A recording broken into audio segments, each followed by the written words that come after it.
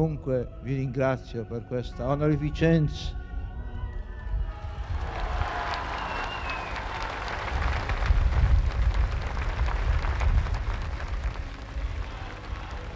Di questa onorificenza di essere vostro concittadino, di voi, di questi monti, queste montagne, questi boschi, questi spazi stupendi. Sia lodato Gesù Cristo.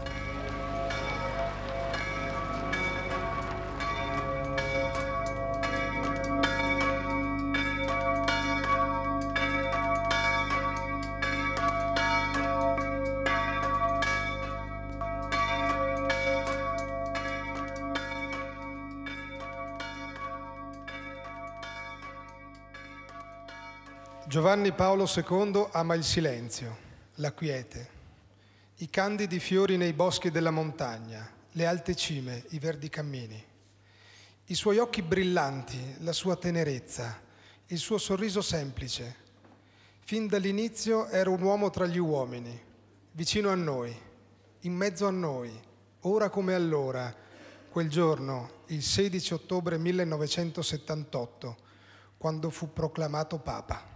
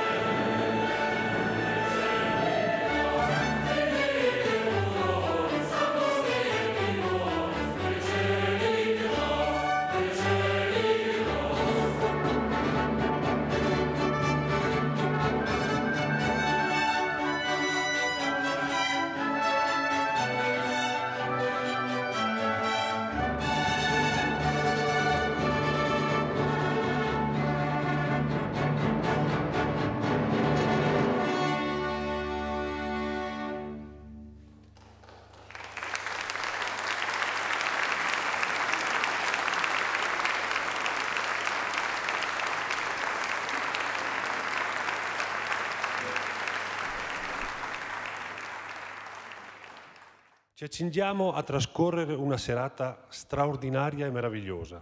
Oggi, 1° maggio, è la data che sancisce la beatificazione del pontefice Giovanni Paolo II e sono sicuro che resterà impressa in noi come un'altra memorabile pagina di storia.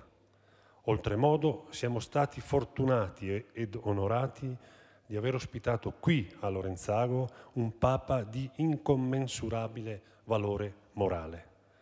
Karol Wojtyła, una persona, non me ne vorrà della confidenza, che lo si considerava uno di noi, un grande uomo giusto che ora di lassù ci guarda.